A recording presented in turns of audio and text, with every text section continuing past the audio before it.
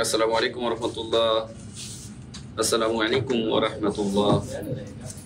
আমার কলেজের ভাই বোন সবাই কেমন আছি? একটু ঝটপট কমেন্ট করে জানিয়ে দিব। আমরা গত ক্লাস বলবো না, গত কয়েকদিন আগেও আমরা সবুজ স্যারের ক্লাস করেছিলাম। দেখেছিলাম যে কতটা আমরা এনজয় করেছি, ক্লাসটার মধ্যে অনেক বেশি ইনফরমেশন পেয়েছিলাম। আজকে আবারও আমাদের সবুজ স্যার হাজির হয়েছেন সাধারণ জ্ঞান নিয়ে। তবে সাধারণ জ্ঞানের অসাধারণ কিছু প্রশ্ন আজকের ক্লাসের মধ্যে আমরা স্যার আলোচনা করবেন। অসাধারণ কেন বললাম? কারণ যে কোশ্চেনগুলো বারবার বিগত বিসিএস বা বিগত প্রাইমারি নিবন্ধন 11 থেকে 20তম গ্রেড বলেন বা এক্সেট্রা যে কোনো জব পরীক্ষাই বলেন না কেন, যে কোনো জব পরীক্ষার জন্য যে কোশ্চেনগুলো খুবই বেশি ইফেক্টিভ, অর্থাৎ যেগুলো আসবেই, যেগুলো পরীক্ষার জন্য খুবই গুরুত্বপূর্ণ, এরকম কিছু ইফেক্টিভ সাধারণ জ্ঞানের কোশ্চেন কিন্তু স্যার আজকে আলোচনা করবেন। এবং এক একটা কোশ্চেন থেকে আপনারা দেখা যাবে যে 10টা আবার আরো 10টা সাধারণ জ্ঞানের কোশ্চেনের ব্যাখ্যাও পেয়ে যাবেন। মনে করেন একটা ব্যাখ্যার মাধ্যমে আরো 10টা কি হয়ে যাবে স্যার? আরো 10টা প্রশ্ন পাওয়া যাবে, আরো 10টা প্রশ্নের সমাধান পাওয়া যাবে। তো একটা জিনিস কি, যে আপনি যখনই জব মেডিসিনের কোনো ক্লাস করবেন তখন এটা ভেবে নেবেন যে প্রত্যেকটা ব্যাখ্যার মধ্যেই কিছু মাধুর্য সিস্টেম থাকবে, যে সিস্টেমগুলো থেকে দেখা যাবে যে আপনি যে কোনো জব পরীক্ষায় হুবহু চোখের সামনে ভাসমান কিছু দেখবেন যে না ভাইয়া অমুক ক্লাসে এটা ব্যাখ্যা করেছিল বা পড়িয়েছিল, এটাই আবার পরীক্ষায় চলে আসছে বা বিসিএস এ চলে আসছে বা প্রাইমারিতে চলে আসছে বা 11 থেকে 20তম গ্রেডের বিভিন্ন মন্ত্রণালয়ের পরীক্ষায় চলে আসছে। সো কলেজের ভাই বোন সবাইকে আমি হাম্বল রিকোয়েস্ট করবো যে আজকের ক্লাসে ইতিমধ্যে আমরা যারা জয়েন করেছি সবাই আমরা লাইভ ক্লাসটাকে শেয়ার করে দিব এবং সবার মধ্যে আমরা ছড়াই দিব, যাতে করে সবাই মিলে আমরা ক্লাসটাকে এনজয় করতে পারি এবং অনেক বেশি আমরা এনজয় করে জিনিসটাকে নিজের মোটিভে নিয়ে আসতে পারি। কথা কি বুঝতে পেরেছি কলেজের ভাই বোন? তো সবাইকে আমি হাম্বল রিকোয়েস্ট করব যে আমরা সবাই শেয়ার করে দিব, সবাই শেয়ার করে দেবো ইনশাআল্লাহ। আজকে ক্লাসটা কিন্তু খুবই ইফেক্টিভ হবে, খুবই ইফেক্টিভ হবে। আমি নিজেও শেয়ার করে দিচ্ছি, দেখেন আমি নিজেও শেয়ার করে দিচ্ছি। আমি ক্লাসে থাকা অবস্থায় যদি শেয়ার করতে পারি তাহলে আপনি কেন পারবেন না বলেন? অবশ্যই আপনাকেও শেয়ার করতে হবে কলেজের ভাই বোন। কৃতজ্ঞতা স্বীকার করতে হবে। রোজার মাসে কৃতজ্ঞতা স্বীকার করলে দেখা যাবে যে 70 গুণ সবকিছুর কৃতজ্ঞতার 70 গুণ করে বেশি বেশি করে পাবেন, বুঝতে পারছেন?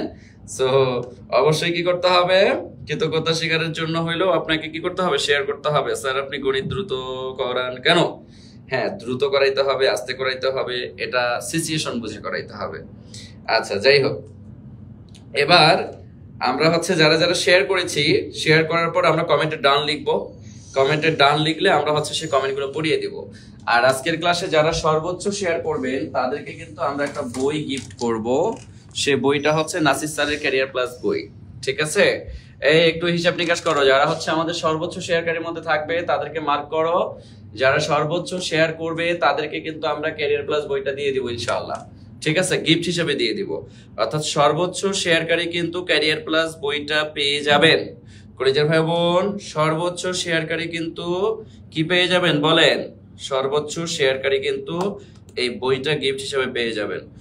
সবাইকে আমি হাম্বল রিকোয়েস্ট করব যে আমরা সবাই ক্লাসটাকে শেয়ার করব। আচ্ছা, আমরা এই যে আমি নিজেও শেয়ার করে দিলাম, দেখছেন? নিজেও শেয়ার করে দিলাম। ইতিমধ্যে আমরা প্রায় 200 স্টুডেন্ট চলে এসেছি, আলহামদুলিল্লাহ। আমি সবাইকে হাম্বল রিকোয়েস্ট করব, আজকে কিন্তু আমরা একসাথে প্রায় 1000 প্লাস স্টুডেন্ট কিন্তু ক্লাস করব, ঠিক আছে?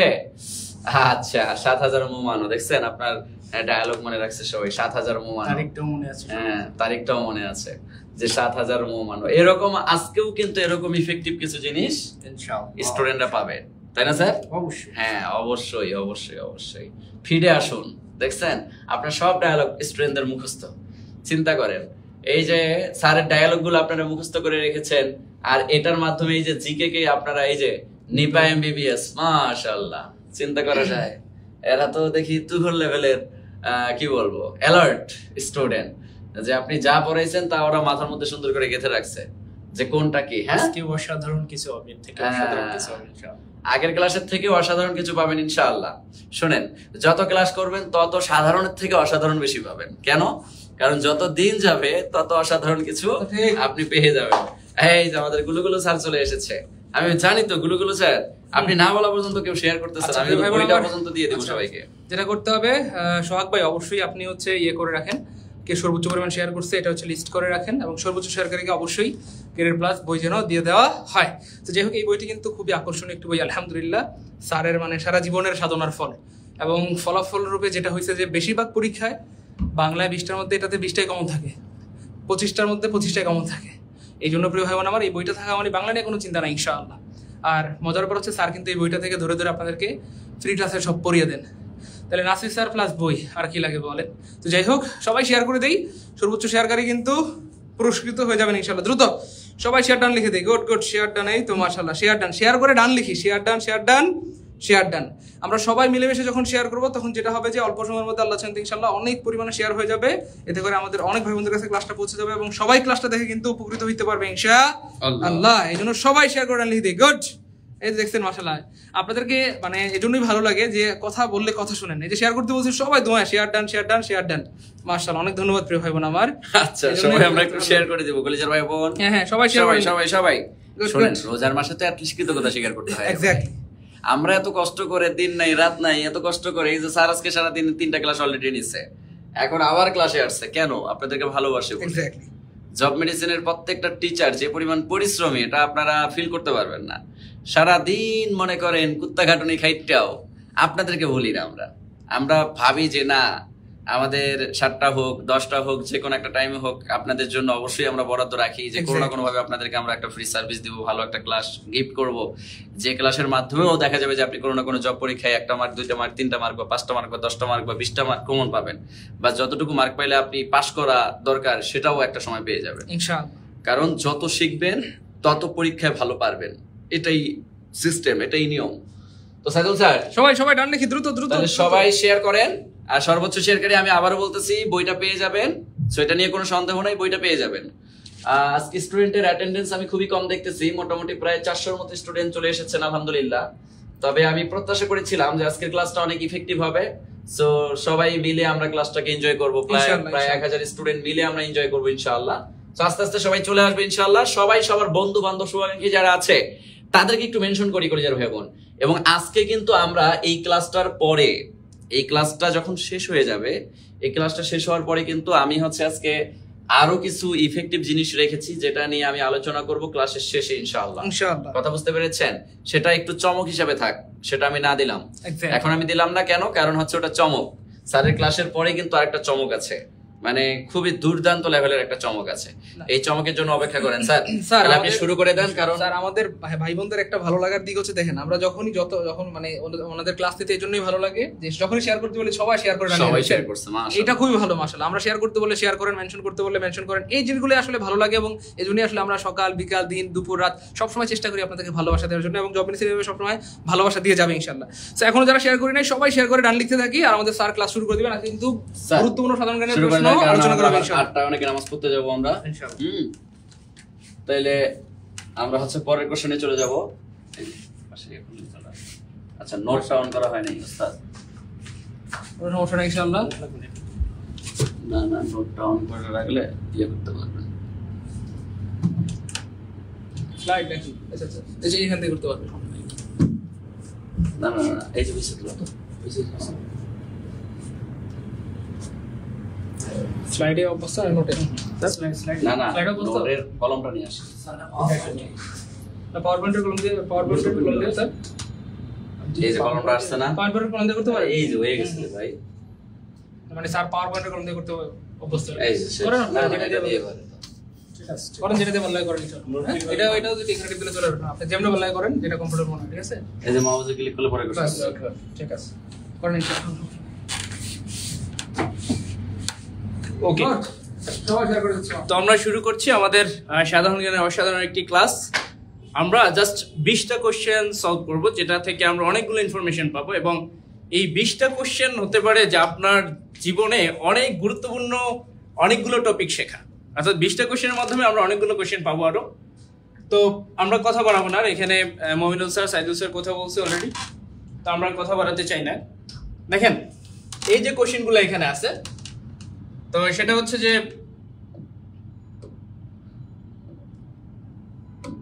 এই কোশ্চেনগুলো হচ্ছে 45তম বিসিএস এর কোশ্চেন। দ্যাট মিনস 45তম বিসিএস এ আমরা জানি বিসিএস এর যে সাধারণ জ্ঞান পার্টটা, এটা দুইটা অংশ, একটা হচ্ছে বাংলাদেশ পার্ট আর হচ্ছে ইন্টারন্যাশনাল পার্ট। তো এই যে বাংলাদেশে থাকে 30 মার্কস, ইন্টারন্যাশনাল হচ্ছে 20 মার্কস, দ্যাট মিনস 50 মার্কস হচ্ছে এখানে।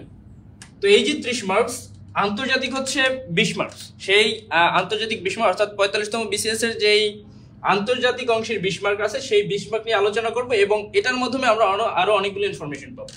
ওকে, তাহলে আমরা শুরু করি।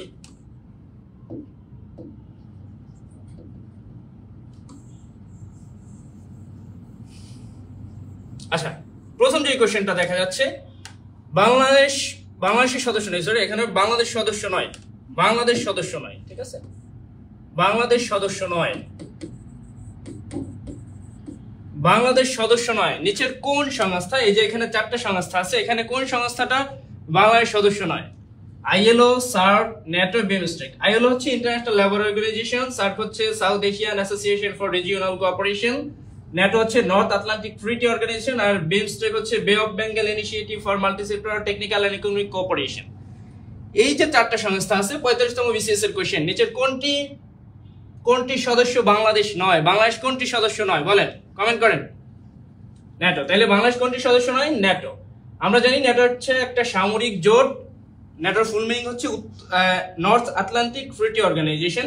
এই সংগঠনটা ছাড়া বাকি 3টা সংগঠনের সদস্য কিন্তু বাংলাদেশ। আইএলও এর সদস্য আছে বাংলাদেশ, সার্ক আমরা জানি যে সার্ক সৃষ্টি করছে বাংলাদেশ, বিমস্টেক, এই বিমস্টেকের সদর দপ্তর বাংলাদেশে অবস্থিত। তার মানে ন্যাটো ছাড়া বাকি যে 3টা সংগঠন আছে, 3টা সংগঠনের সদস্য হচ্ছে বাংলাদেশ।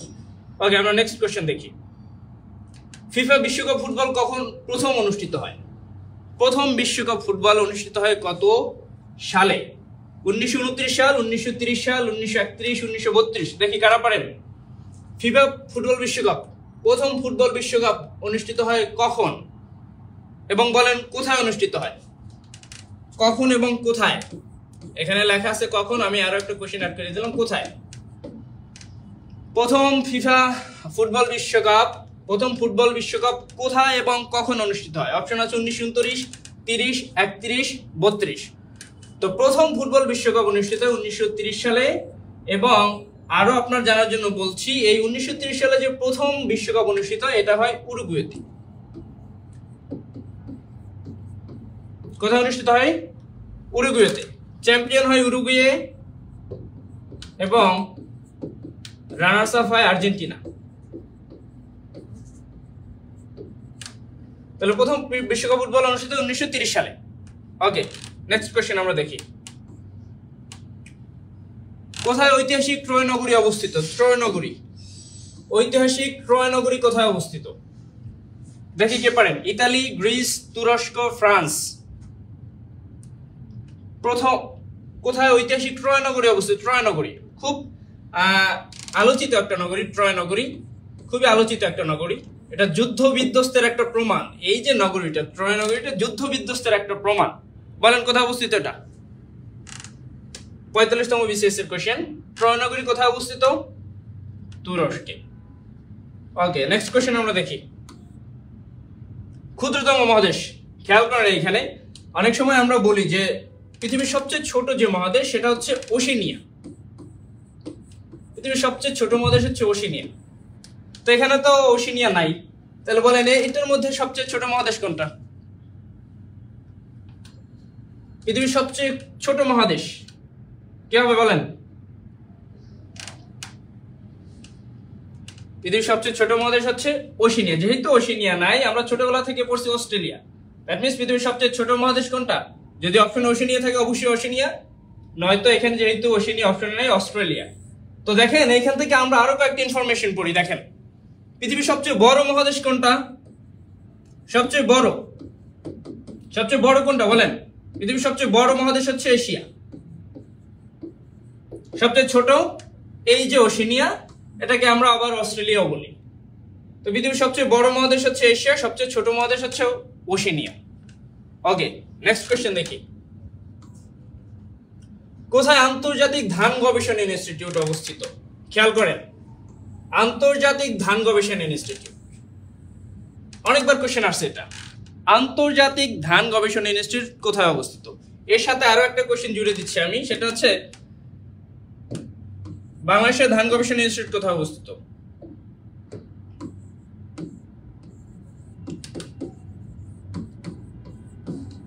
বাংলাদেশের যে ধান গবেষণা ইনস্টিটিউট আছে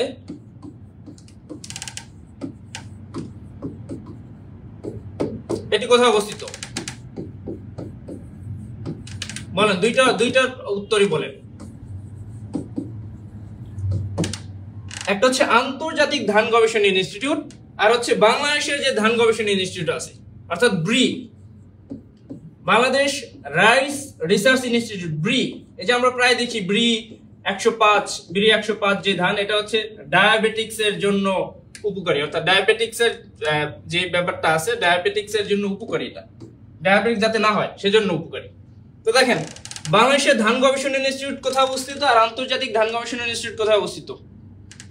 ওকে, অনেকেই কমেন্ট করছেন। রাজু মোর্শেদ ম্যানিলা গাজীপুর, গুড। ইলিয়াস হোসাইন গাজীপুর, হ্যাঁ ব্রি গাজীপুর। ওকে, তাহলে আন্তর্জাতিক ধান গবেষণা ইনস্টিটিউট যেটা আছে এটা হচ্ছে ফিলিপাইনের ম্যানিলায় অবস্থিত, আন্তর্জাতিক যেটা। আর আমাদের যেটা আছে বাংলাদেশের ধান গবেষণা ইনস্টিটিউট, সেটা অবস্থিত বাংলাদেশের গাজীপুরে। এই যে ব্রি যেটা বাংলাদেশ রাইস রিসার্চ ইনস্টিটিউট, এটা অবস্থিত হচ্ছে গাজীপুরে। ওকে, নেক্সট কোশ্চেনে চলে যাই আমরা।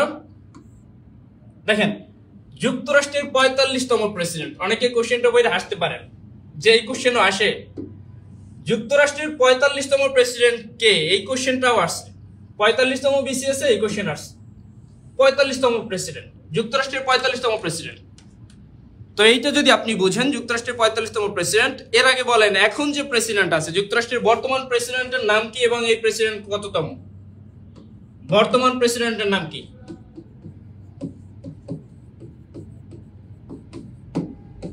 নাম কি ও কততম?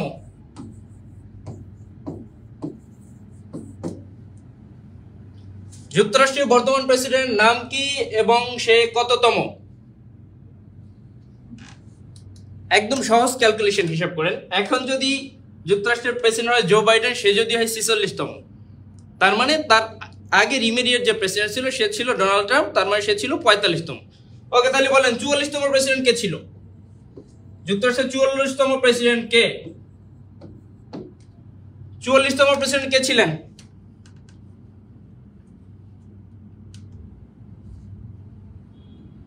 দেখেন এইখান থেকে বিসিএস এর কোশ্চেন আসে। আপনি যদি মনে করেন এটা খুব আনইম্পর্টেন্ট একটা টপিক, যুক্তরাষ্ট্রের প্রেসিডেন্ট যাই না আমি কি করবো, তাহলে দেখেন বাংলাদেশের সবচেয়ে বড় পরীক্ষা যেটাকে বলা হয় মাদার অফ অল এক্সামস বা সব পরীক্ষার মা বলা হয় বিসিএস এ, সেই বিসিএস এর আন্তর্জাতিক অংশে কোশ্চেন আসছে যুক্তরাষ্ট্রের 45তম প্রেসিডেন্টের নাম কি? আপনি তো ভাবতে পারেন যে প্রেসিডেন্টের নাম পড়ে করবো কি, আরেক দেশের প্রধানমন্ত্রীর নাম পড়ে করবো, কিন্তু এগুলো প্রচুর পরিমাণে বিসিএস আসে। দ্যাট মিন্স দেখেন যুক্তরাষ্ট্রের 45তম প্রেসিডেন্ট ছিলেন ডোনাল্ড ট্রাম্প, এবং এই ডোনাল্ড ট্রাম্পের যে উত্তরসূরি সে হচ্ছে জো বাইডেন, 46তম প্রেসিডেন্ট। আর ডোনাল্ড ট্রাম্পের যে আগের যে ইমিডিয়েট প্রেসিডেন্ট ছিলেন সে ছিলেন Barack Hussein Obama. That mean 44তম প্রেসিডেন্ট ছিলেন বারাক হোসেন ওবামা।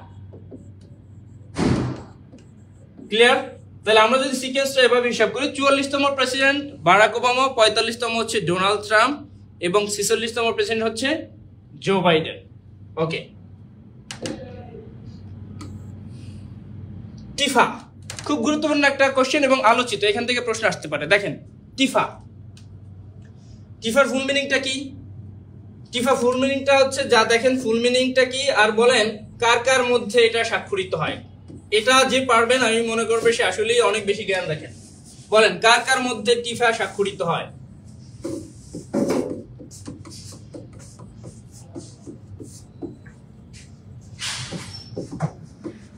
কার কার মধ্যে এই যে টিফাটা স্বাক্ষরিত হয় বলেন।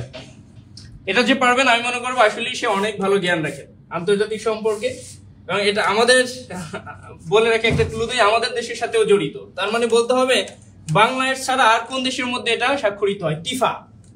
টিফার ফুল মিনিংটা কি এবং বাংলাদেশ ছাড়া বাংলাদেশের সাথে কোন দেশের সাথে এই চুক্তিটা স্বাক্ষরিত হয় বলেন।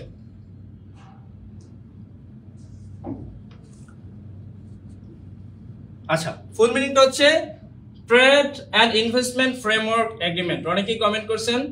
ওকে, তাইলে এই দেখেন এই যে টিফাটা স্বাক্ষরিত হয় বাংলাদেশের সাথে কার সাথে? ইউএস এর সাথে। বাংলাদেশের সাথে ইউএস এর সাথে। দেখেন পরবর্তীতে আরেকটা গুরুত্বপূর্ণ ইনফরমেশন বলে রাখি, এই টিফা থেকে হয় টিকফা। পরবর্তীতে টিকফা নামে আরো একটা চুক্তি স্বাক্ষরিত হয়, এটা হয় 2013 সালে। 2013 সালে বাংলাদেশ এবং যুক্তরাষ্ট্রের মধ্যে যে চুক্তিটা স্বাক্ষরিত হয় সেটার নাম হচ্ছে টিকফা। ক্লিয়ার? তাহলে টিকফা এগুলো কার সাথে? বাংলাদেশের সাথে যুক্তরাষ্ট্রের সাথে। টিফার ফুল মিনিংটা কি? Trade and investment framework agreement. Okay, আমরা নেক্সট স্লাইডে চলে যাই। ভারত কর্তৃক সিকিম, ভারতের যে একটা সিকিম রাজ্য আছে, এই যে সিকিম অন্তর্ভুক্ত হয় কত সালে? ভারতের মধ্যে সিকিম অন্তর্ভুক্ত হয় কত সালে বলেন? হ্যাঁ, অনেকে কমেন্ট করছেন বাংলাদেশ এবং অস্ট্রেলিয়া। না, বাংলাদেশ আর অস্ট্রেলিয়া না, বাংলাদেশ আর যুক্তরাষ্ট্র। ওকে, বলেন ভারত কর্তৃক সিকিম সংযুক্ত হয় কত সালে বলেন, কে পারেন?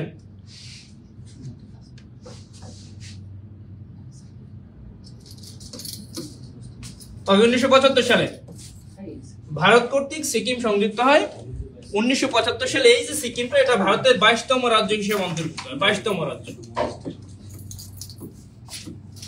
ভারতের 22তম রাজ্য হিসেবে সিকিম অন্তর্ভুক্ত হয় 1975 সালে।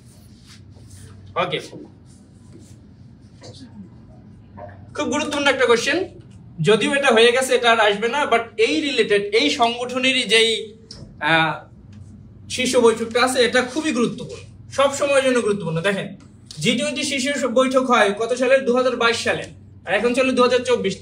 তার মানে মাঝখানে একটা সম্মেলন আর একটা হয়ে গেছে, 2023 সালে আর একটা সম্মেলন হয়ে গেছে। তো আমরা যেহেতু এই যে 45তম বিশেষটা ছিল আপনার 23 সালে, তো 22 সালের কোশ্চেনটা আসছে, তো এখন হচ্ছে 2024 চলে। তার মানে 2023 সালে যে সম্মেলনটা হয়েছে G20 শীর্ষ সম্মেলন, এটা হচ্ছে পরীক্ষা আসার জন্য সবচেয়ে ইম্পর্টেন্ট একটা ইনফরমেশন আপনি ধরতে পারেন, ঠিক আছে? তাহলে 2022 সালে G20 শীর্ষ সম্মেলন ছিল 17তম G20 শীর্ষ সম্মেলন। কোথায় হয়েছিল বলেন তো একটু? বালি, ইন্দোনেশিয়া। বলতে হবে এটা যেহেতু চলে গেছে অলরেডি, তাই না? বালি, ইন্দোনেশিয়া। 18তম, যেটা 2023 সালে হয়েছে, 18তম G20 সম্মেলন কোথায় হয় বলেন? যেটা হয়ে গেছে অলরেডি 2023 সালে, 18তম G20 সম্মেলন হয় কোথায় বলেন? খুব গুরুত্বপূর্ণ একটা ইনফরমেশন। এখান থেকে একটা ইনফরমেশন, একটা প্রশ্ন আপনি পরীক্ষায় পাইলেও পাইতে পারেন, খুব গুরুত্বপূর্ণ একটা জিনিস। 2022 সালে গেছে 17তম, আর 18তম গেছে 2023 সালে। বলতে হবে কোথায় হয়েছে এটা? দেখি কারা কমেন্ট করতে পারেন। 2023 সালের 18তম G20 শীর্ষ সম্মেলন কোন দেশে বসে হয়? কোথায়? ওকে, ভারতে হয়। 18তম G20 শীর্ষ নয়াদিল্লি, ভারত।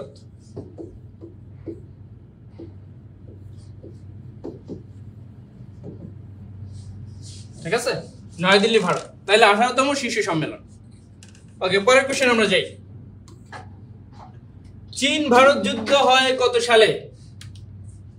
চীন ভারত যুদ্ধ হয় কত সালে বলেন?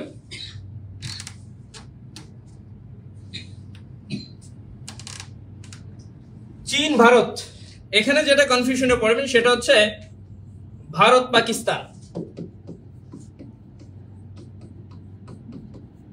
অনেকেই চীন ভারত যুদ্ধের কথা হিসাব করে আবার ভারত পাকিস্তান হিসাব করতে পারেন। দেখেন, এখানে চীন ভারত যুদ্ধ 1962 সালে, ঠিক আছে? চীন ভারত যুদ্ধ হয় আকসাই চীন, ওই অঞ্চলে আরো কিছু অঞ্চল নিয়ে, ওই এলাকায় আরো কিছু অঞ্চল নিয়ে 1962 সালে।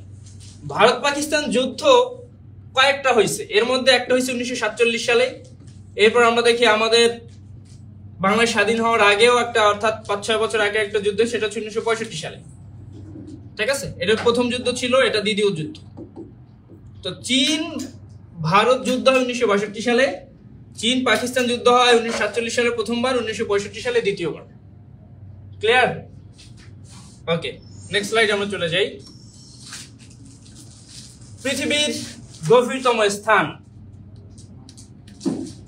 পৃথিবীর গভীরতম স্থান কোনটা বলেন?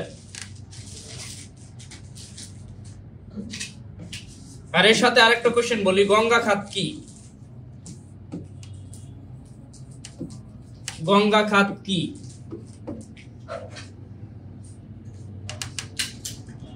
পৃথিবীর গভীরতম স্থান কোনটা? দেখি কে পারেন? পৃথিবীর গভীরতম স্থান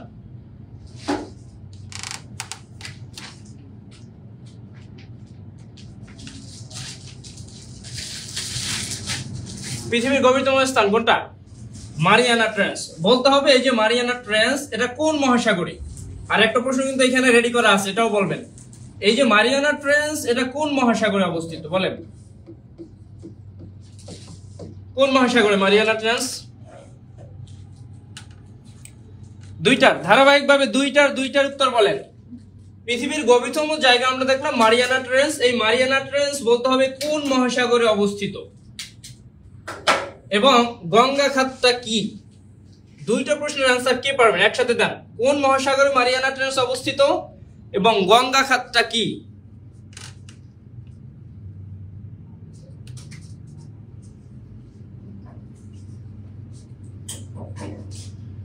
তো মারিয়ানা ট্রেঞ্চ যেটা আমরা জানি পৃথিবীর সবচেয়ে গভীরতম জায়গা, পৃথিবীর সবচেয়ে গভীরতম জায়গা, যার গভীরতা হচ্ছে 11,034 মিটার, কারো কারো মতে 11,033 মিটার। খেয়াল করেন, পৃথিবীর সবচেয়ে গভীরতম যে জায়গা সেটা হচ্ছে প্রশান্ত মহাসাগরে অবস্থিত মারিয়ানা ট্রেঞ্চ। কোন মহাসাগরে? প্রশান্ত মহাসাগর। পৃথিবীর সবচেয়ে গভীরতম যে জায়গা সেটা হচ্ছে মারিয়ানা ট্রেঞ্চ, যার গভীরতা হচ্ছে 11,034 মিটার, যেটার অবস্থান হচ্ছে প্রশান্ত মহাসাগর। যেটার সাথে আপনাদের কনফিউশন লাগবে সেটা দেখেন, সেটা হচ্ছে গঙ্গা খাত। গঙ্গা খাত বলছি দেখে অনেক হয়তো বুঝতে পারেন নাই, তাহলে গঙ্গা খাত না বললে আমি যদি বলি সোয়াস অফ নো গ্রাউন্ড, তাইলে হয়তো অনেকে চিনবেন। সোয়াস অফ নো গ্রাউন্ড, দেখেন একটু খেয়াল করেন, আবার একটু রিলেট করার চেষ্টা করেন। এটা গেল, এই পর্যন্ত গেল, এটা হচ্ছে মারিয়ানা ট্রেঞ্চের অংশ। তাহলে পৃথিবীর সবচেয়ে গভীরতম জায়গা হচ্ছে মারিয়ানা ট্রেঞ্চ, যেটা প্রশান্ত মহাসাগরে অবস্থিত, যার গভীরতা হচ্ছে 11,034 মিটার। ক্লিয়ার? আর এই যে গঙ্গা খাতটা কি বা সোয়াস অফ নো গ্রাউন্ড, এটা হচ্ছে প্রশান্ত মহাসাগরের সবচেয়ে গভীরতম জায়গা। প্রশান্ত মহাসাগরের সবচেয়ে গভীরতম জায়গা, যার নাম হচ্ছে আমরা সাধারণ যে নামে চিনি সেটা হচ্ছে সোয়াস অফ নো গ্রাউন্ড। তো বিসিএস একবার আসছে গঙ্গা খাত কি, চিন্তা করতে পারেন আপনি?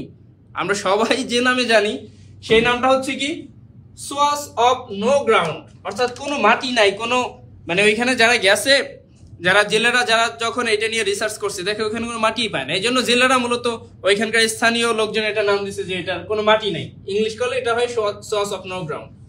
তো এইটারই অপর একটা নাম হচ্ছে গঙ্গা খাত। এইটা বিসিএস আসছে, চিন্তা করতে পারেন আপনি কত ক্রিটিক্যাল কোশ্চেন। এবং এই গঙ্গা খাতের আরো একটা নাম আছে, সেটা হচ্ছে Bengal basin. Bengal basin, Bengal basin. তাহলে গঙ্গা খাত, সোয়াস অফ নো গ্রাউন্ড এবং বেঙ্গল বেসিন একই জিনিস, বুঝতে হবে। এই তিনটা জিনিসই কিন্তু এক, সোয়াস অফ নো গ্রাউন্ড, গঙ্গা খাত আর হচ্ছে বেঙ্গল বেসিন একই জিনিস। যার সাথে কনফিউশন লাগতে পারে সেটা হচ্ছে মারিয়ানা ট্রেঞ্চ। তাহলে মারিয়ানা ট্রেঞ্চ হচ্ছে পৃথিবীর সবচেয়ে গভীরতম জায়গা, যেটা প্রশান্ত মহাসাগরে অবস্থিত। এবং এইদিকে বাংলাদেশ বঙ্গোপসাগরের সবচেয়ে গভীরতম জায়গা সোয়াস অফ নো গ্রাউন্ড, যার অপর নাম গঙ্গা খাত বা বেঙ্গল বেসিন। ওকে, নেক্সট স্লাইডে যাই আমরা। দেখেন, belt and road initiative. Belt and road initiative, যার আরো একটা নাম আছে, সেটা হচ্ছে ওয়ান বেল্ট ওয়ান রোড। বলতে হবে এই যে on belt on board, on belt on road, OBOR, তাই না? এইটাকে বলা হয় নিউ সিল্ক রোডও বলা হয়, নিউ সিল্ক রোড।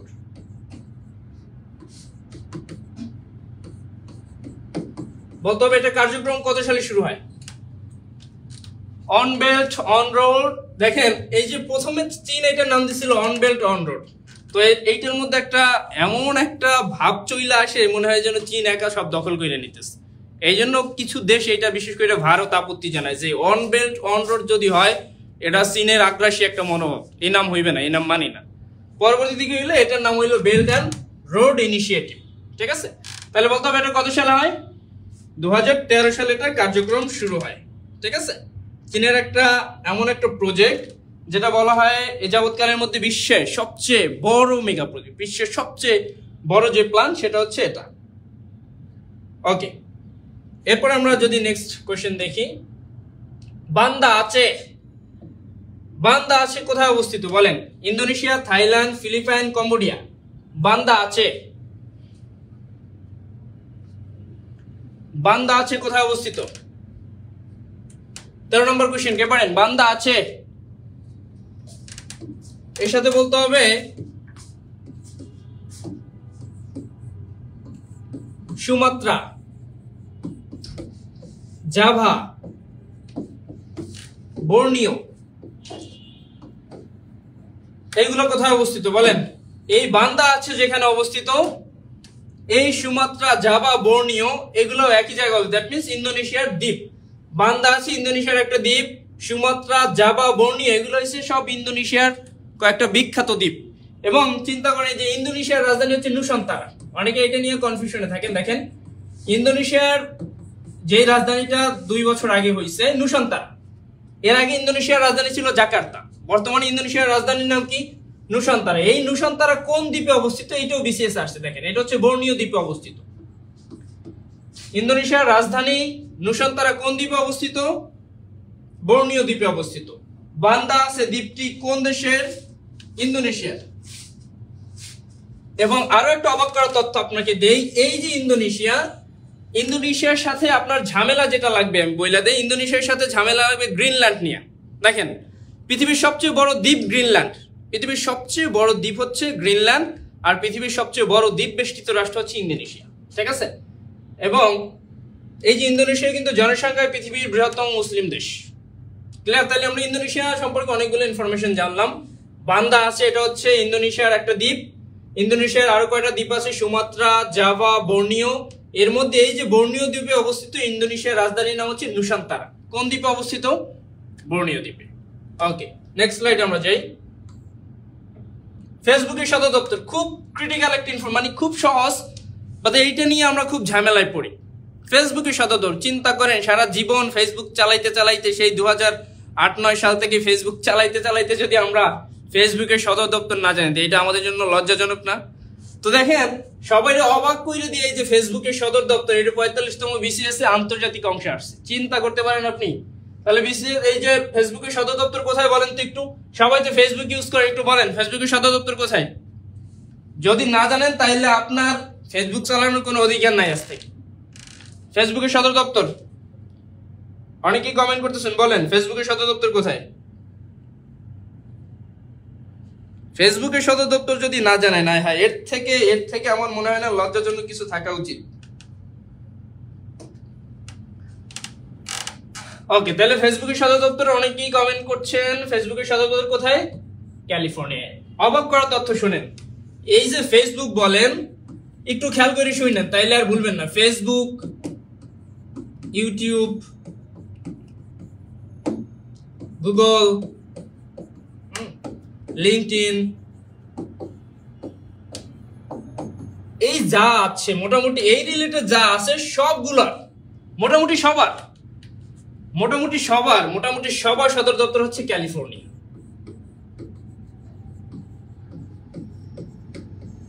বুঝতে পারছেন? মোটামুটি সবার সদর দপ্তর কোথায়? এই যে টুইটার আছে, মোটামুটি সবার সদর দপ্তর কোথায়? ক্যালিফোর্নিয়া। ক্যালিফোর্নিয়া অঙ্গরাজ্যের সান ফ্রান্সিসকো শহরে সবচেয়ে বেশি সদর দপ্তর অবস্থিত। তার মানে এই যে Twitter, Facebook, YouTube, Google, LinkedIn এগুলো সবগুলোর সদর দপ্তর কোথায়? ক্যালিফোর্নিয়া। বুঝাইতে পারলাম? ওকে, তাহলে নেক্সট কোশ্চেন আমরা চলে যাই। ভিক্টোরিয়া ডেজার্ট, এটা নিয়ে মারাত্মক একটা কনফিউশন হবে। দেখেন, ভিক্টোরিয়া ডেজার্ট, দেখেন একটু খেয়াল করেন। ভিক্টোরিয়া ডেজার্ট দেখেন এইখানে কোথায় কনফিউশনটা হয়, আপনি চিন্তাও করতে পারবেন না যে কোথায় কনফিউশন এখানে আছে। ভিক্টোরিয়া ডেজার্টের সাথে কিসের কনফিউশন হইতে পারে বলেন তো? ভিক্টোরিয়া ডেজার্টের সাথে কিসের কনফিউশন হইতে পারে?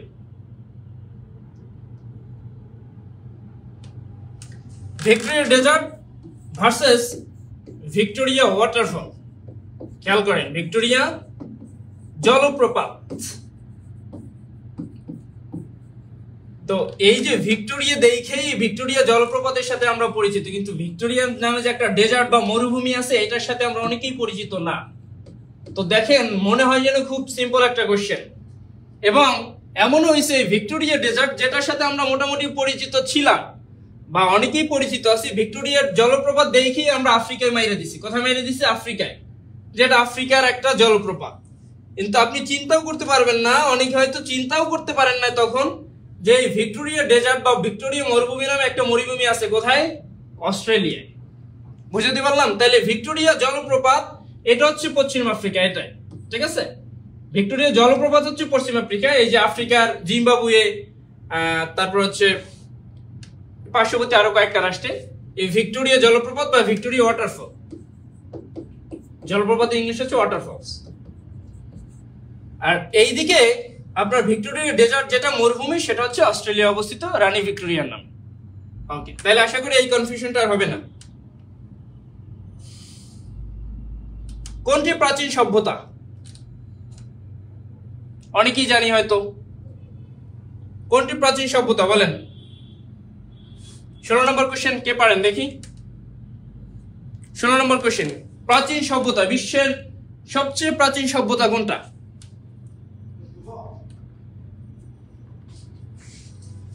বিশ্বের প্রাচীন সভ্যতা কোনটা?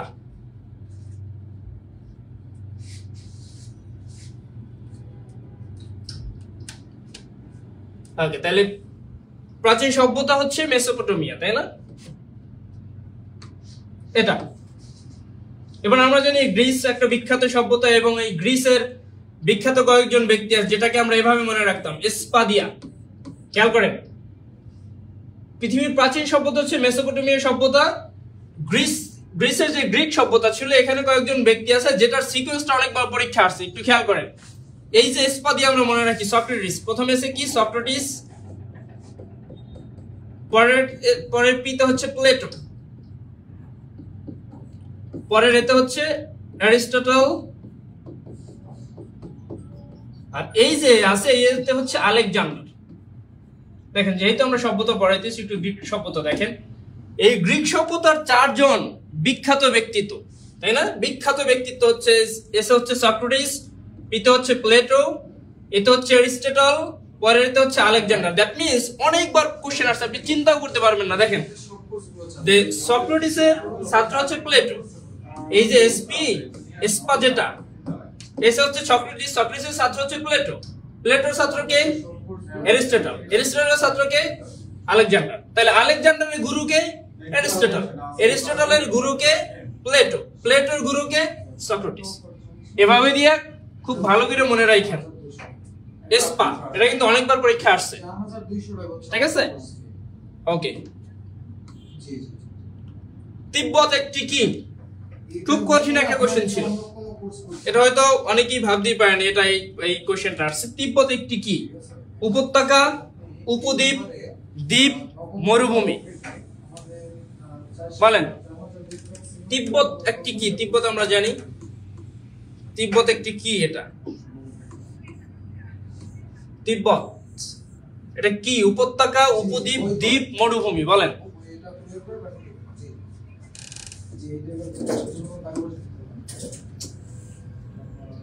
ধরেন এই একটা পাহাড়, এই একটা পাহাড়, এই দুই পাহাড় যে মধ্যবর্তী জায়গা আছে, এটা সমতল হইতে পারে বা এমনি জায়গা হইতে পারে। এই যে জায়গাটা মোটামুটি পাহাড় এরকম হয়, ধরেন এই, আবার একটা পাহাড় এখানে, এই দুই পাহাড়ের যে মধ্যবর্তী জায়গাটা, এটাকে বলা হয় উপত্যকা। যেমন বাংলাদেশের একটা উপত্যকা আছে। আচ্ছা, উপত্যকা মূলত কি জিনিস এটাই বলতেছি, দুই পাহাড়ের মধ্যবর্তী জায়গা। যদি আমরা বলি ভ্যালি, ভ্যালি, ভ্যালি বললে অনেক কি বুঝি? উপত্যকা বুঝি না। ভ্যালি মানে হচ্ছে উপত্যকা, সাজেক ভ্যালি। সাজেক ভ্যালির নাম শুনছি না? বাংলাদেশের বিখ্যাত ভ্যালি হচ্ছে সাজেক ভ্যালি। তাহলে সাজেক উপত্যকা, সাজেক ভ্যালি মানে হচ্ছে সাজেক উপত্যকা। যারা সাজেকে গেছেন অবশ্যই জানেন যে সাজেকটা এমন ভাবে অবস্থিত যে এদিকে পাহাড়, দুই পাহাড়ের মধ্যবর্তী যে সমতল জায়গা, এটা হচ্ছে সাজেক, সেই জায়গাটাকে আমরা সাজেক বলি। তাহলে এই যে দুইটা পাহাড়ের মধ্যবর্তী যে জায়গা, সেই জায়গাটা বলা হয় উপত্যকা। তিব্বত হচ্ছে এরকম একটা উপত্যকা। ওকে, ক্লিয়ার? ওকে, তাহলে দেখেন, যদি বলি এই যে দেখেন উপদ্বীপ আছে, দ্বীপ আছে, মরুভূমি আছে, এগুলোর সংজ্ঞা আপনারা আশা করি জানেন।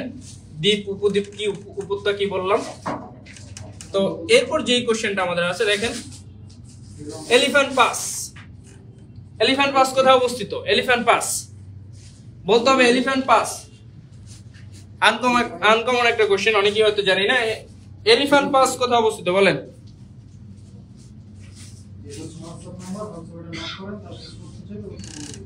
Elephant pass.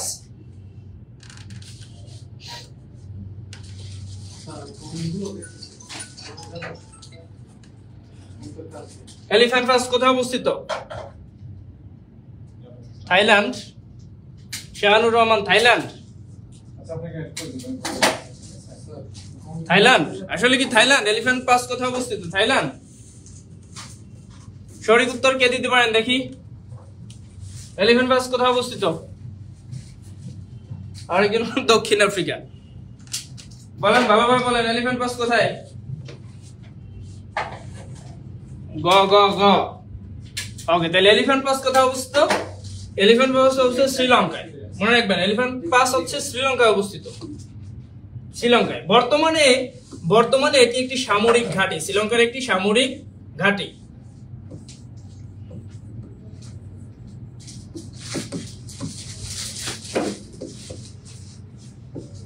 ঠিক আছে, এলিফ্যান্ট পাস।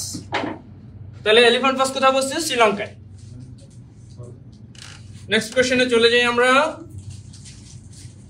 কোন দেশটি ইউরোপীয় ইউনিয়নের সদস্য নয়? বলেন, খুব ক্রিটিক্যাল একটা কোশ্চেন, মারাত্মক ক্রিটিক্যাল। কোন দেশটি ইউরোপীয় ইউনিয়নের সদস্য নয়? এই যে চারটা দেশ আছে, সাইপ্রাস, আলজেরিয়া, এস্তোনিয়া, মাল্টা, এই চারটা দেশের মধ্যে কোন দেশটা ইউরোপীয় ইউনিয়নের সদস্য নয়? বলেন।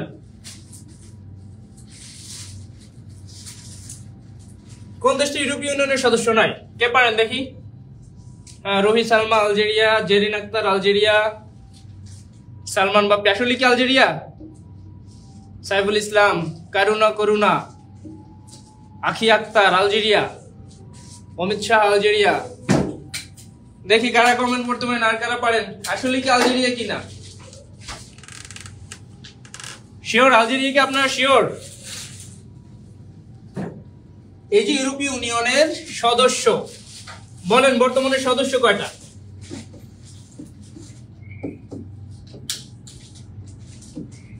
সদস্য কয়টা? সর্বশেষ সদস্য কে? অনেকবার পরীক্ষা আছে, বলেন সর্বশেষ সদস্য কে?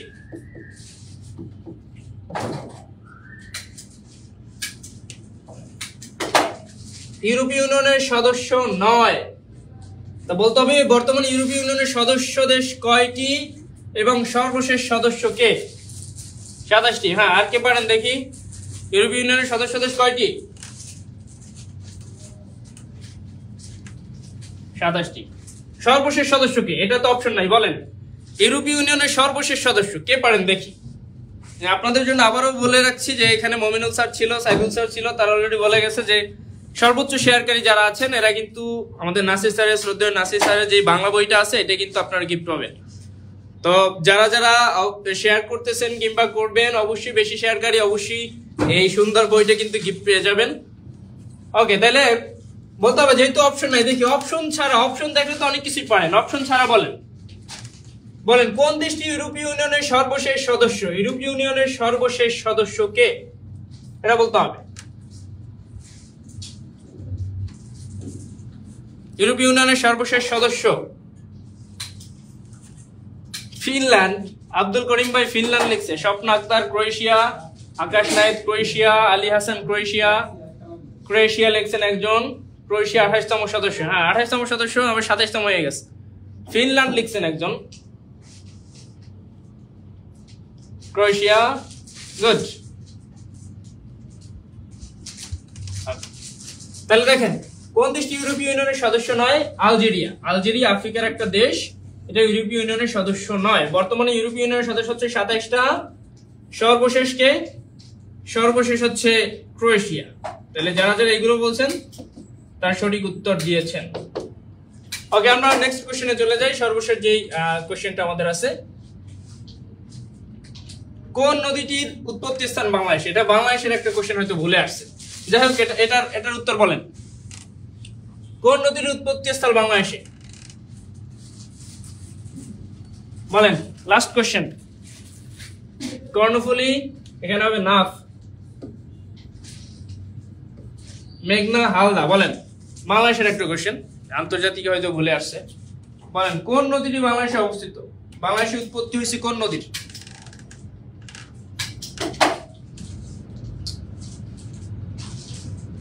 বলেন কোন নদীটার? এই যে 4টা নদী আছে, এই 4টা নদীর মধ্যে কোন নদীটার উৎপত্তি বাংলাদেশে? কে পারে এটা?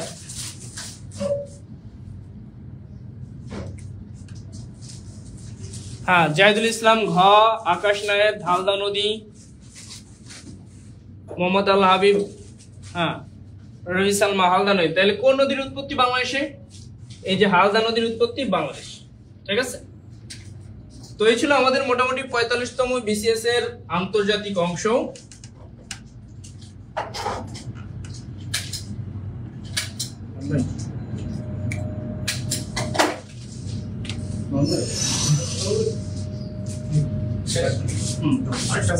না শেষ।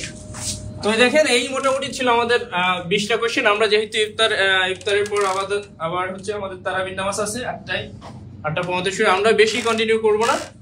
তো মোটামুটি এই যে কোশ্চেনগুলো দেখেন বিসিএস এর যে কোশ্চেনগুলো আসে, আবারও বলতেছি বিসিএস কে বলা হয় মাদার অফ অল এক্সামস বা সব পরীক্ষার জননী। আপনার যদি প্রিপারেশনটা যদি হয় বিসিএস কেন্দ্রিক, তাহলে হচ্ছে আপনি যে কোনো চাকরি পরীক্ষা কিন্তু কোয়ালিফাই করতে পারবেন ইনশাআল্লাহ। তো এই যে বিসিএস এর যে কোশ্চেনগুলো আছে, এই কোশ্চেনগুলো কিন্তু বিভিন্ন চাকরি পরীক্ষা খুব বেশি রিপিট হয়। যারা প্রাইমারির পরীক্ষা দিয়েছেন, এই যে 29 তারিখে একটা পরীক্ষা গেল, এর আগে দ্বিতীয় ধাপের, তারও আগে প্রথম ধাপের পরীক্ষা ছিল। তো মোটামুটি দেখেন যে এই প্রাইমারি পরীক্ষায় যেই কোশ্চেনগুলো আসছে মোটামুটি সব কিন্তু বিসিএস এর রিপিটেড কোশ্চেন। দ্যাট মিনস আপনি যদি বিসিএস কেন্দ্রিক প্রিপারেশনটা থাকে, তাহলে হচ্ছে আপনি যে কোনো চাকরি পরীক্ষা ইনশাআল্লাহ কোয়ালিফাই করতে পারবেন। তো ঠিক আছে, আজকে আমরা যেহেতু নামাজ আছে আবার কিছুক্ষণ পরে, আমরা আর বেশি কথা বলবো না। আমাদের শ্রদ্ধেয় মমিনুল স্যার আছে, স্যার কিছু বলো। কি অবস্থা সবার? কি খবর? কিতা খবর? ক্লাস কেমন করলেন কলেজের ভাই বোন? আশা করছি অনেক বেশি এনজয় করেছেন আপনারা। আসলে জব মেডিসিনের ক্লাস করলে এরকম করে এনজয়ই করবেন। যারা ক্লাসটা করলেন আমি আশা করছি যে আসলে অনেক বেশি এনজয় করেছেন আপনারা সবাই মিলে। দেখেন একটা ব্যাপার কি, আসলে ক্লাস করলে অনেক কিছু জানা যায়, না করলে কোনো কিছুই জানতে পারবেন না। কোনটায়?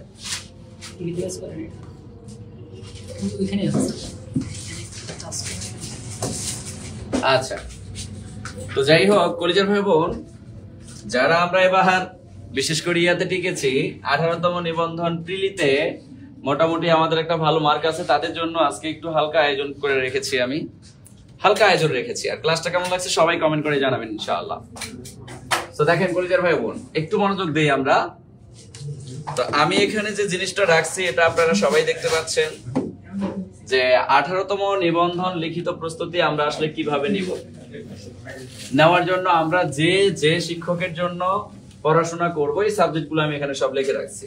কেউ সহকারী বাংলা, সহকারী শিক্ষক বাংলা, কেউ সহকারী শিক্ষক ইংলিশ, কেউ সহকারী শিক্ষক সামাজিক বিজ্ঞান, কেউ সহকারী শিক্ষক অর্থনীতি, কেউ রাষ্ট্রবিজ্ঞান, কেউ ইতিহাস, কেউ ইসলামের ইতিহাস ও সংস্কৃতি, কেউ সমাজ বিজ্ঞান, কেউ সমাজ কল্যাণ ও কর্ম, কেউ ভূগোল, কেউ রসায়ন, কেউ গণিত, কেউ আরবি, কেউ কৃষি, কেউ চারুকারু, কেউ তথ্য যোগাযোগ প্রযুক্তি, হ্যাঁ, তারপরে কেউ উদ্ভিদ বিজ্ঞান, কেউ হচ্ছে আবার শিক্ষা ও ক্রিয়া, কেউ আবার গ্রন্থাগারে, আবার কেউ সহকারী শিক্ষক উৎপাদক ব্যবস্থা ও বিপণন, কেউ আবার দেখা গেল ইসলাম শিক্ষা, কেউ শিক্ষক ব্যবস্থাপনা, আবার কেউ সহকারী শিক্ষক ফাইন্যান্স, ব্যাংকিং এন্ড ইন্স্যুরেন্স এর জন্য প্রস্তুতি নিচ্ছেন, পদার্থবিজ্ঞানের জন্য, উদ্ভিদ বিজ্ঞানের জন্য, প্রাণী বিজ্ঞানের জন্য। তো এরকম করে সমাজ কল্যাণের জন্য, চারুকারুর জন্য, উদ্ভিদ বিজ্ঞানের জন্য, রসায়নের জন্য, তো এরকম করে আপনারা প্রস্তুতি যে কোনো সাবজেক্টের উপর প্রস্তুতি নিতে যাচ্ছেন।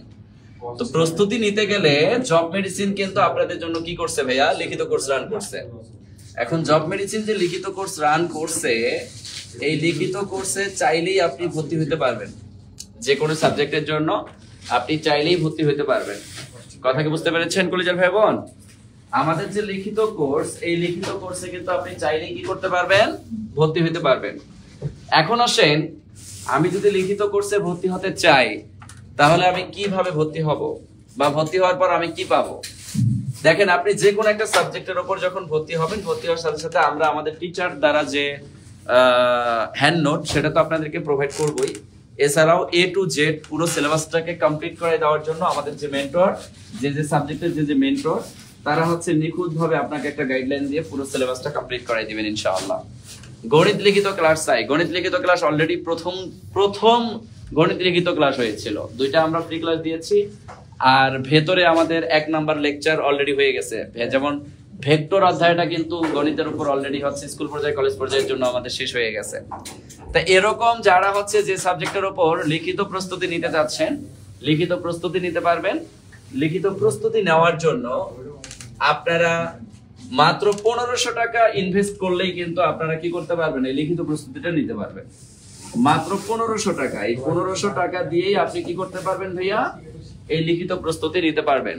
কথা কি বুঝতে পেরেছেন কলেজের ভাই বোন? আপনি মাত্র 1500 টাকা দিয়েই লিখিত প্রস্তুতি নিতে পারবেন।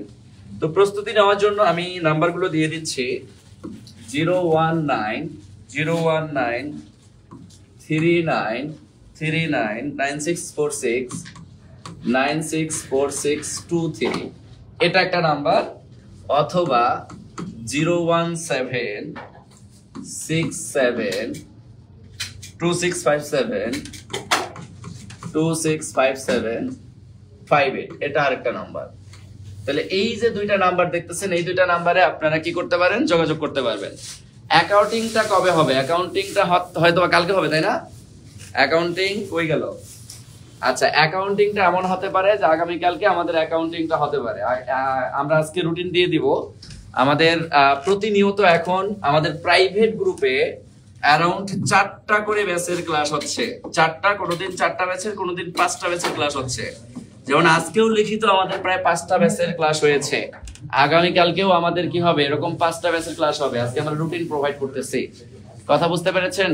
ফাইন্যান্সের ক্লাস কবে হবে? ফাইন্যান্সের ক্লাস গতকালকে অলরেডি হয়ে গেছে একটা। ফাইন্যান্সের ক্লাস গতকালকে অলরেডি একটা হয়ে গেছে কলেজের ভাই বোন। সো যারা আমরা লিখিত কোর্সের জন্য ভর্তি হতে চাচ্ছি, তারা নিতান্তই আমাদের এই যে উপরোক্ত যে 2টা নাম্বার দেখতেছেন, এই 2টা নাম্বারে আপনারা মাত্র 1500 টাকা অর্থাৎ 1499 টাকা বিকাশ, নগদ, রকেটের সেন্ড মানি করে দ্রুত আমাদের সাথে যুক্ত হতে পারবেন। কথা কি বুঝতে পেরেছেন কলেজের ভাই বোন? অ্যাকাউন্টিংটা কবে হবে স্যার? অ্যাকাউন্টিংটা কালকে হবে হয়তোবা। কালকে আমাদের পেইড গ্রুপের অ্যাকাউন্টিং ব্যাচে যারা আছেন তাদের ক্লাসটা হবে। ওকে, বিজনেস স্টাডিজ ক্লাস কি শুরু হয়েছে স্যার? বিজনেস স্টাডিজ ক্লাস কি শুরু হয়েছে স্যার? হ্যাঁ, এটাও শুরু হয়ে গেছে। এটার ক্লাস মনে হয় আজকে হয়েছে। পদার্থবিজ্ঞানের ক্লাস কবে? পদার্থবিজ্ঞানের ক্লাস আগামীকালকে হবে। আগামীকালকে পদার্থবিজ্ঞানের ক্লাস হবে ইনশাআল্লাহ। 1500 টাকায় কি স্কুল কলেজ দুইটাই হবে না একটা? যে কোনো একটা। স্কুল কলেজ দুটাতেই ভর্তি হইতে চাইলে আপনাকে 3000 টাকা পে করতে হবে। 3000 টাকা, 3000 টাকা একটার জন্য, স্কুলের জন্য, শুধু স্কুলের জন্য 1500 টাকা। যদি কারো কোনো ফাইন্যান্সিয়াল প্রবলেম থাকে সেক্ষেত্রে দুটাতে যদি কেউ একসাথে ভর্তি হতে চান তাহলে আমরা কনসিডার করে দেব ইনশাআল্লাহ। সেক্ষেত্রে আমাদের নাম্বারে আপনারা যোগাযোগ করবেন, তাইলে হয়তো বা আমরা আপনাদেরকে কি করতে পারবো। ম্যানেজমেন্টের উপর গতকালকে ক্লাস হয়ে গেছে অলরেডি। গতকালকে ম্যানেজমেন্টের উপর অলরেডি ক্লাস হয়ে গেছে আমাদের। কথা কি বুঝতে পেরেছেন কলেজের ভাই বোন? আচ্ছা, ইকোনমিক্স কলেজ এর কি ক্লাস হচ্ছে? হ্যাঁ, ইকোনমিক্স কলেজের ক্লাস গতকালকে হয়ে গেছে। আচ্ছা, নির্বাচন কমিশন লিখিত পরীক্ষার জন্য সাজেশন আছে? আমি বিজনেস স্টাডিজ এর একজন ভর্তি হয়েছি এখনো। বিজনেস স্টাডিজ এর উপর মনে হয় আগামীকালকে ক্লাস আছে ইনশাআল্লাহ, ক্লাস হয়ে যাবে ইনশাআল্লাহ। ইসলামের ইতিহাস ও সংস্কৃতি, এটার ক্লাস, ইসলামের ইতিহাস ও সংস্কৃতির ক্লাস তো হয়ে গেছে, পরশুদিন হয়েছে। আরো 2 দিন আগে ইসলামের ইতিহাস ও সংস্কৃতির ক্লাস কিন্তু হয়ে গেছে। ভর্তি হতে চাচ্ছেন, ভর্তি হতে পারবেন, কোনো সমস্যা নাই। ভর্তি হওয়ার জন্য উপরোক্ত 2টা নাম্বারের যে কোনো একটায় বিকাশ, নগদ, রকেটের টাকা পাঠিয়ে জাস্ট কনফার্ম করলেই হয়ে যাবে। কথা কি বুঝতে পেরেছেন? ওকে, আর কারো কোনো কোশ্চেন আছে? আর কারো কোনো কোশ্চেন? ভর্তি আছে তাদের জন্য কি কোনো সুযোগ সুবিধা আছে? কোর্সে যারা ভর্তি আছেন তাদের জন্য আসলে এই জায়গায় আসলে কোনো সুযোগ সুবিধা দেওয়া আমাদের জন্য খুব টাফ। এখানে কি সুযোগ সুবিধা দিব বলেন? স্যার কোর্স ফি কিছু কম রাখা যায়? এটার কোর্স ফি আর কম রাখার কোনো অপশন নাই। বিলিভ মি অর নট, আমরা এই লিখিত কোর্স রান করার পর আমরা এখন লস প্রজেক্টে আছি। এটা আমরা ওপেনলি লাইভে বলে দিচ্ছি। কেন? এটা শুধু রান করেছি আপনাদের সফলতার একটা ভাগিদার, বা আমরা আপনাদেরকে যে হেল্প করতেছি একটা সিকোয়েন্সলি একটা পড়াশোনা করানোর একটা গাইডলাইন হিসাবে আপনাদের সাথে থাকার জন্য আসলে এই কোর্সগুলো লঞ্চ করা। আমরা নিজেরাও জানি যে এই কোর্সগুলোতে আমরা কখনোই বেনিফিটেড না, কারণ আমরা যে টিচারকে পেমেন্ট করবো এই টিচারের পেমেন্টটাই আমরা এখানে উঠাতে পারবো না। কথা কি বুঝাইতে পারছে? তারপরেও আমরা সাহস, বুকে সাহস রেখে ভালো ভালো মেন্টর যারা আছেন তাদেরকে নিয়ে এসে আমরা কোর্স পরিচালনা করতেছি আপনাদেরকে একটা ভালো গাইডলাইন দেওয়ার জন্য, ভালো একটা সিকোয়েন্স বা সিগমেন্ট মেনটেন করার জন্য। কথা বুঝতে পেরেছেন কলেজের ভাই বোন?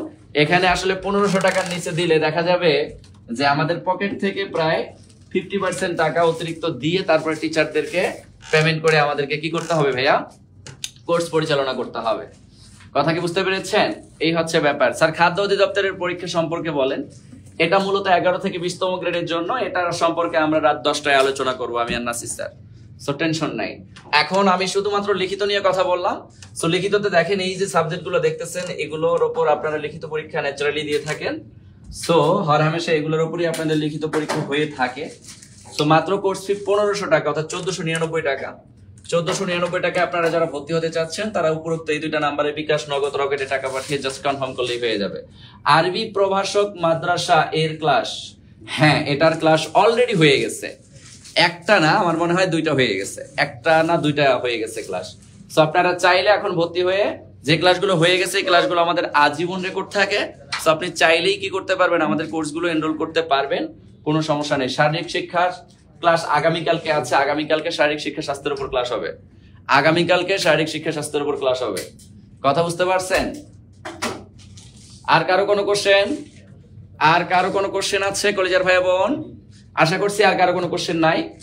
আর যদি কোশ্চেন থাকেও তাহলে আমাদের হটলাইন নাম্বারে কল দিয়ে আপনারা হচ্ছে ইন ডিটেইলসে জেনে নিতে পারবেন ইনশাআল্লাহ। ঠিক আছে? সো সবাই ভালো থাকেন, সুস্থ থাকেন। সবার সুস্থতা কামনা করে এখানেই শেষ করলাম। আল্লাহ হাফেজ।